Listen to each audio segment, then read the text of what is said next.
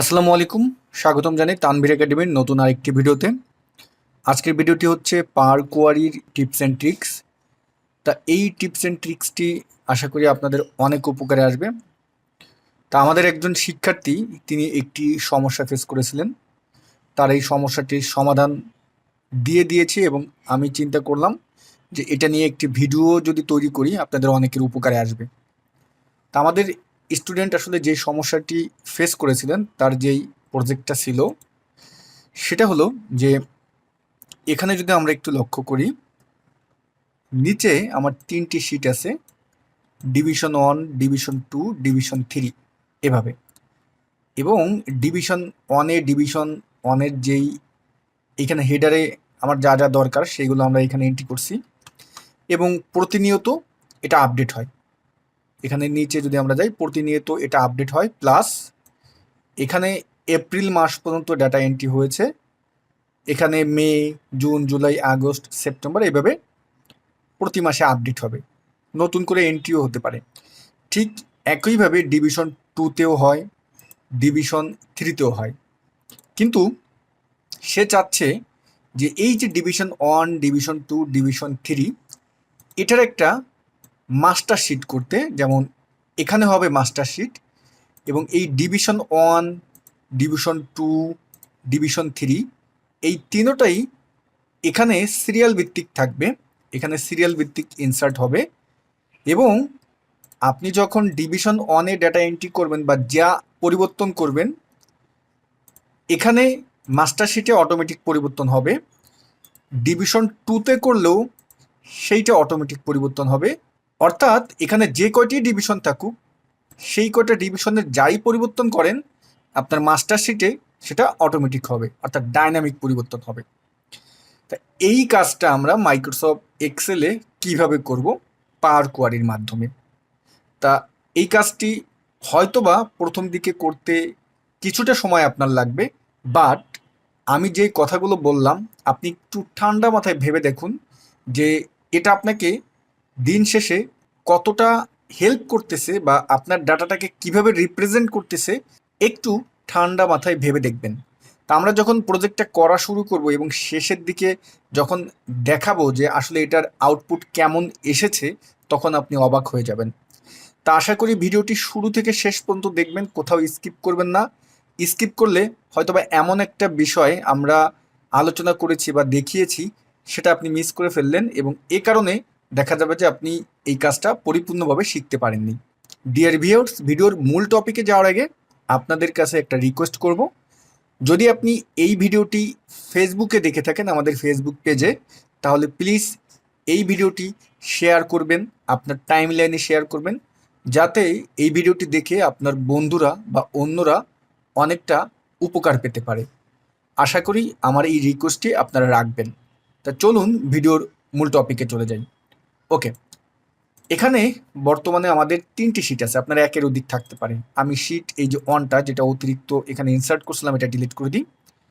তো এই যে ডিভিশন 1, ডিভিশন 2 এই প্রত্যেকটা শিটে গিয়ে আমরা যে কাজটি করব, আমরা ইনসার্ট মেনুতে যাব। ইনসার্ট মেনুতে গেলে যে কোনো একটা জায়গায় ক্লিক করে আমরা এই টেবিল যে আইকনটি আছে এটা সিলেক্ট করবেন। আপনার সামনে এরকম একটি ছোট্ট একটি ডায়লগ বক্স আসবে, এখান থেকে আমার উপরের হেডার যেটা আছে সেটাই ঠিক রেখে এই চেক বক্সে টিক দিয়ে ওকে করে দেব। অর্থাৎ আমার এই যেই টেবিলটা ছিল, আমার যে ফরম্যাটটা ছিল এটাকে আমরা টেবিল ফরম্যাটে নিয়ে গিয়েছি। ডিভিশন 2-তে গেলাম, সেম আবার ইনসার্ট মেনুতে গিয়ে আমরা এই যে টুলটা আছে এখানেও ক্লিক করতে পারি, অথবা কন্ট্রোল টি বাটন শর্টকাট এটা প্রেস করলেও আমাদের এইটা চলে আসবে, এখানে আমরা ওকে দিয়ে দেবো। ঠিক আছে, আমরা ডিভিশন 3-তে গেলাম, এখানেও আমরা কন্ট্রোল টি দিয়ে আমরা এই ডায়লগ বক্স থেকে আমরা মাই টেবিল হ্যাজ হেডার রেখে ওকে দিয়ে দিলাম। মোটামুটি আমাদের এইখানের কাজটা শেষ। আমরা ডিভিশন 1-এ যাব। ডিভিশন 1-এর এইখানে সিলেক্ট রাখবো একেবারে প্রথম জায়গায় রেখে আমরা চলে যাব উপরের ডেটা মেনুতে। ডেটা মেনুতে গেলে এখানে দেখবেন যে এই যে গেট অ্যান্ড ট্রান্সফর্ম ডাটা এই সেকশনটা কোথায় আছে আপনার এইখানে ডাটা মেনুর এই রিবনে। এখানে দেখবেন যে তারপরে ফর্ম টেবিল অ্যান্ড রেঞ্জ এই যে টুলটা আছে এটাই আমরা সিলেক্ট করব। তা এটা আমরা যখন ক্লিক করলাম কিছুটা সময় নেব, হয়তোবা সর্বোচ্চ 1 থেকে 5 সেকেন্ড সময় নেওয়ার পরে আপনার সামনে এমন একটি ইন্টারফেস আসবে, এইটা হলো পাওয়ার কোয়ারির ইন্টারফেস। তা আমরা ধাপে ধাপে আমাদের এই চ্যানেলে পাওয়ার কোয়ারির টিপস অ্যান্ড ট্রিক শেয়ার করব। তা আশা করি এগুলো আপনাদের প্রফেশনাল এবং প্র্যাকটিক্যাল লাইফে অনেক দরকার হবে, উপকারে আসবে। আচ্ছা, এভাবে রেখে আপনার রিবনটা, উপরে যে রিবনটা হয়তো বা এমন দেখাতে পারে, তখন আপনি যে কাজটি করবেন, এই কর্নারে দেখবেন এখানে এই যে আইকনটি আছে, এখানে গিয়ে এই অ্যারোতে ক্লিক করবেন, আমাদের এভাবে রিবনটা চলে আসবে।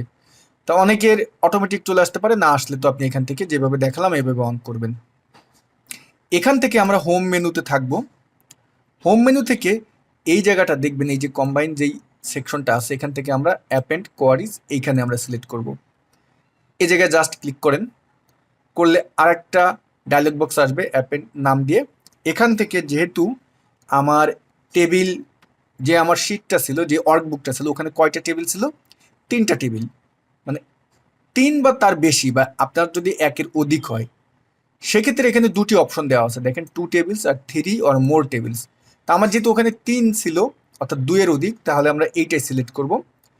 তা এখানে টেবিল অন আছে, তা টেবিল অন আছে, কোনো সমস্যা নেই। ওখানে যদি আমার ওয়ার্কবুকে যদি 4টা টেবিল থাকতো বা 5টা থাকতো, অর্থাৎ নিচে যেভাবে আমরা টেবিলগুলো তৈরি করছি কন্ট্রোল টি দিয়ে, তা আমাদের এখানে একটা আছে, আমরা এটাই সিলেক্ট করে অ্যাড দিব, 2টা হলো, আবার অ্যাড দিব, 3টা হলো। 3টা কেন নিলাম? কারণ আমার ওখানে 3টা টেবিল আছে, 3টা ডিভিশন আছে, এই জন্য। আপনার 4টি থাকলে 4টি নেবেন। ওকে, এখন আমরা এরকম দিয়ে তারপর আমরা ওকেতে ক্লিক করব।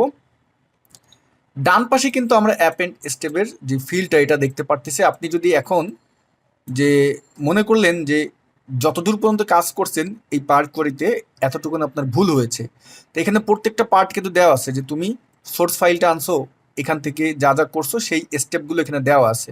চাইলে এগুলো আপনি আবার ক্লোজ করে আবার নতুন করে শুরু করতে পারেন। তা আমরা এটা করব না, এখানে যে ফিল্ডটা আছে এভাবেই থাকুক।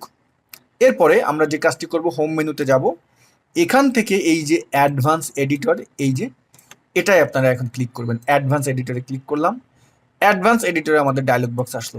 আচ্ছা, এখানে আমরা খুব মনোযোগের সাথে এই জিনিসটা দেখব, কিন্তু মনোযোগ দিয়ে দেখব।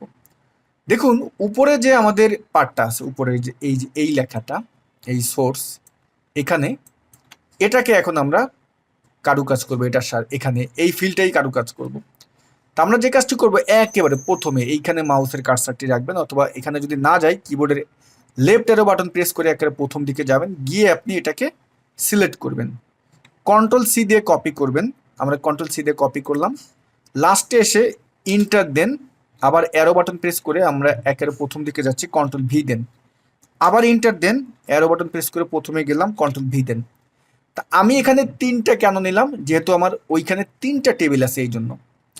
এখন এই যে সোর্স লেখা আছে, এই সোর্সের প্রথমে এসে 1, তারপরে 2, তারপরে আমরা এখানে 3 দিয়ে দিব। এবং এই টেবিলের এখানেও আমরা টেবিল 1 যেহেতু আছে 1ই থাকুক, এখানে আমরা জাস্ট 2 নাম্বারে এসে 2 করে দেব, 3-এ এসে আমরা 3 করে দেব। এখন এই যে নিচের যে লাইনটা আছে, এই লাইনটাকে আমরা কপি করব। তা এই লাইনটা কিন্তু অনেক বড়, দেখেন। তো এটাকে শর্টকাট কিভাবে কপি করব দেখেন, আমরা একেবারে প্রথম দিকে মাউসের কার্সারটা রাখবো, একেবারে প্রথমে দেখেন এইখানে আমি রাখলাম। এই যে পয়েন্টারটা কিন্তু দেখবেন কোথায় আছে, এই যে এইখানে, এইটা হলো প্রথম। এখন এখানে মাউসের কার্সারটি রেখে কিবোর্ড থেকে শিফট এবং কিবোর্ডের এন্ড বাটনটি প্রেস করবেন, এন্ড, ইএনডি, এন্ড। ওকে, আমরা শিফট এবং এন্ড বাটনটি প্রেস করলাম। করার পরে আমরা যে কাজটি করব, কন্ট্রোল সি দিয়ে কপি করেন, করে এখন জাস্ট আমরা এই যে লাস্টের এখানে এসে একটা ইন্টার দেন, আরও একটা ইন্টার দিলাম। আমার যেহেতু 3টা টেবিল, 3টা নেব, আমি মাউসের কার্সার দিয়ে এখানে সিলেক্ট করে কন্ট্রোল ভি দিলাম। আবার এই স্ক্রল আমরা লেফট সাইডে নিয়ে এসে আবার এখানে রেখে আমরা আর একটু পিছনে গিয়ে কন্ট্রোল ভি দিলাম। দেখুন আমার এখানে 3টা কিন্তু হয়ে গিয়েছে, এই যে এইটার 3টা, সরি, আর এইটার 3টা। আমরা চাইলে এখানে একটা ইন্টার দিয়ে দিই, এখানে আমরা একটা ইন্টার দিয়ে দিই, আর এটাকেও আমরা একটু নিচে নামিয়ে দিই। এখন এই টাইপ অনের জায়গায় আমরা অন দিয়ে দিই। ভাই মনে হচ্ছে আপনার কাছে ভেজাল, কিন্তু এটা যে কি রেজাল্ট দেবে, আউটপুট দেবে, দেখলে অবাক হবেন। টাইপ 3, টাইপ এখানে আমরা 3 দিয়ে দেবো, 1 2 3। আর এইখানে এই যে আমরা সোর্স আছে, এখানেও আমরা 1 করে দেব, এই সোর্সের এখানে 2 করে দেব, এখানে আমরা 3 করে দেবো।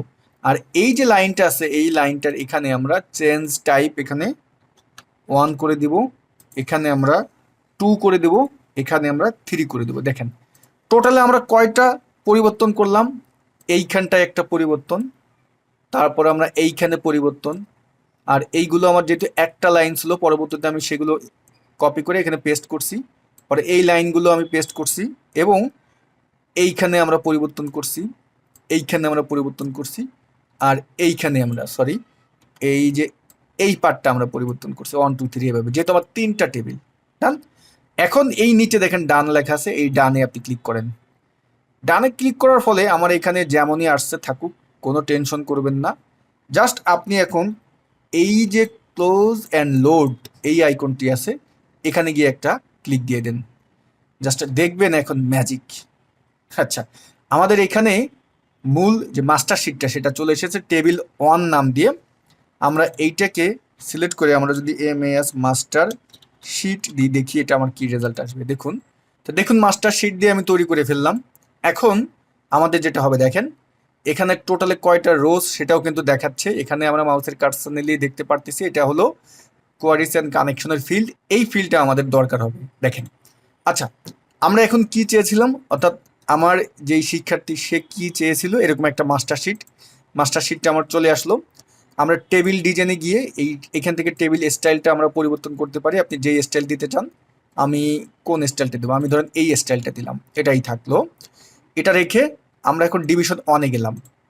ডিভিশন 1-এ গিয়ে এখন আমি এখানে কিছু এন্ট্রি করব, নতুন কিছু এন্ট্রি করব। ডিভিশন আমি লিখলাম, তারপর আমি এখানে জোন এটাই লিখলাম এবং এখানে নতুন একটা আমরা আইডি দিলাম এবং আমরা এখানে পার্টির নাম দিব তানভীর একাডেমি এবং এখানে কিছু আমরা ভ্যালু দিয়ে দিলাম। দেখেন 50, 600, 800 এভাবে দিয়ে দিলাম।